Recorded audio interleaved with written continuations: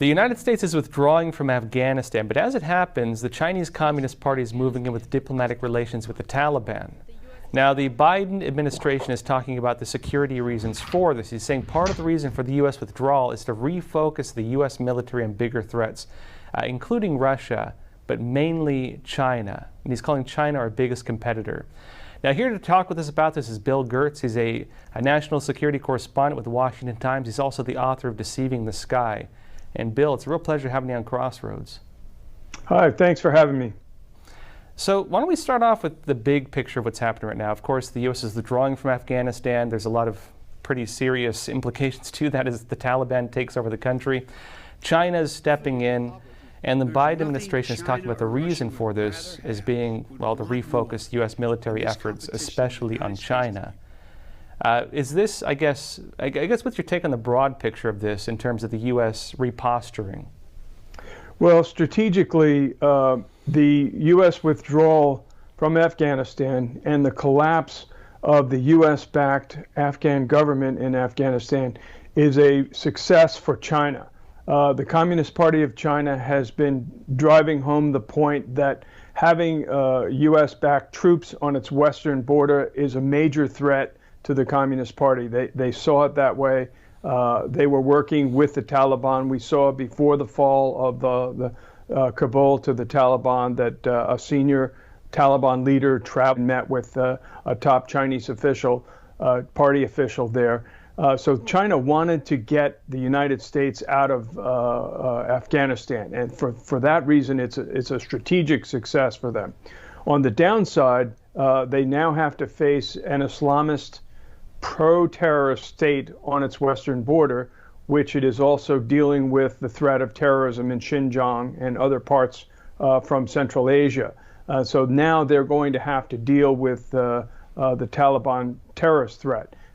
China's Communist Party has tried very hard to buy off the Taliban through its support with the idea that as long as the Chinese party would support the Taliban, as long as they don't start sending Islamist terrorists into China.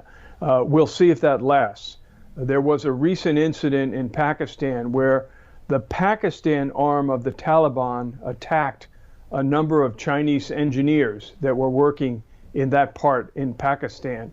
And this was clearly a signal that the Taliban may not be pro-China.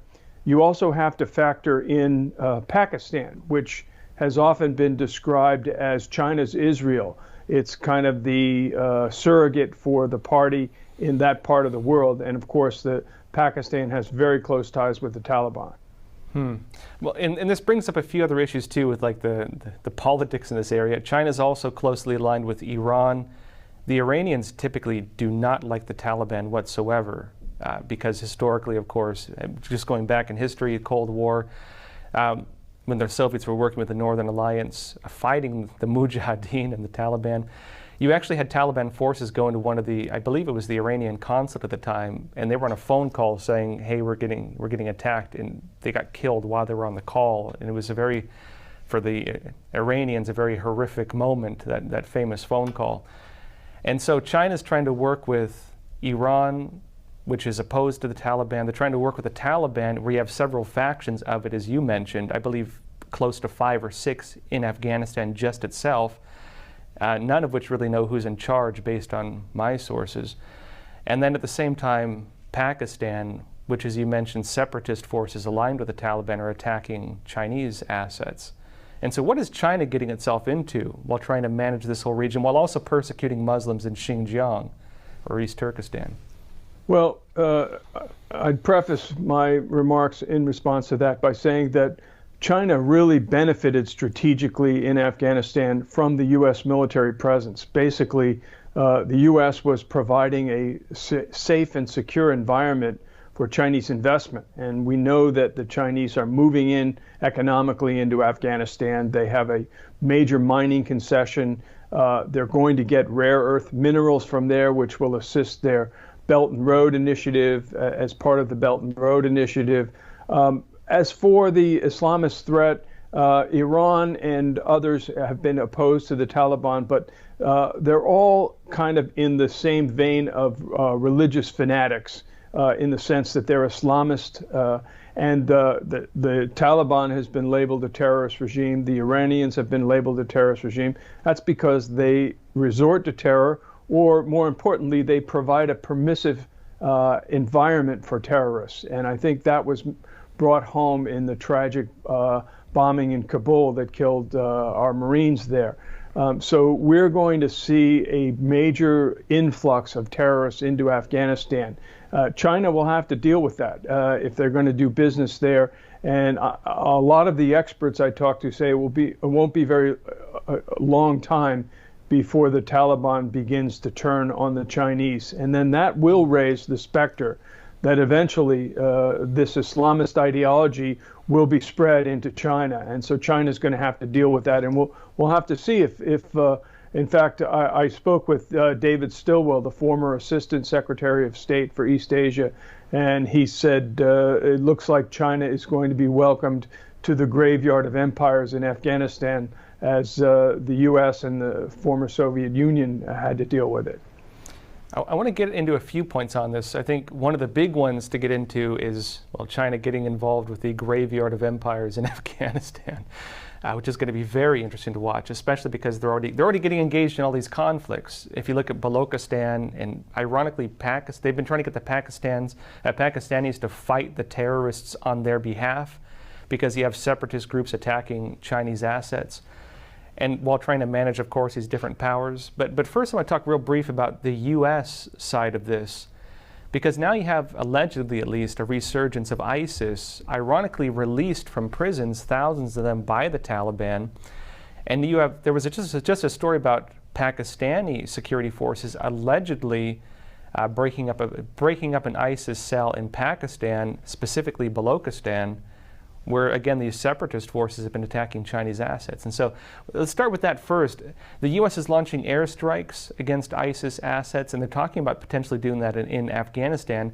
How does the U.S. avoid getting pulled into that while China is starting to play a role? Yeah, the president in his remarks referred to what he said was the over-the-horizon capability. That is, long-range strike, basically, through bombers and drones and having precision-guided munitions able to take out terrorist targets. That's probably a good strategy, I think, but we are going to see a resurgence of terrorism in Afghanistan. As I said, it's a permissive environment for that. The Taliban, they are Islamists in their own right. Their differences with other Muslims is, I think, going to be minor ideological differences, not to the point where you're going to see fighting.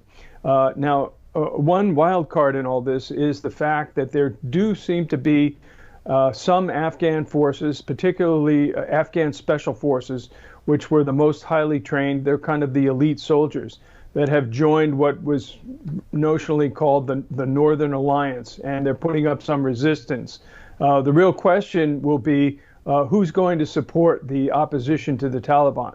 Will the U.S. step in as we did back in when the Soviet Union was there and arm the Mujahideen, or will one of the European powers, or will even the Chinese do it? Again, this is something that deserves watching, but I don't think Afghanistan is completely pacified. They haven't formed a new government yet, so we still could see renewed fighting. And again, Afghanistan is not really a nation as we understand it. It's more of a collection of tribes, and with sharp differences who've been fighting for centuries. And so it's going to be very interesting to see how that shakes out. Now, on the China note, so China's getting involved in a very difficult fight, because it's one thing to just be involved in Afghanistan. It's another thing to be involved in Tajikistan, Xinjiang, or East Turkestan, Iran, and Pakistan, and Afghanistan, while trying to manage these different tribal conflicts, which, as you mentioned, have lasted who knows how long, longer than we can count, probably. Currently, China's facing already forces attacking their assets both in Tajikistan and in Balochistan, which is a separatist region of Pakistan. And they're calling this, of course, terrorist attacks. The Chinese Communist Party has been avoiding directly fighting these groups, although some of the local Chinese in those areas are arming themselves and fighting individually. And China's been trying to get basically the local governments to fight on their behalf. But how long can they do that before they get pulled into it, or before they're at the very least perceived as the ones kind of behind the counterattacks?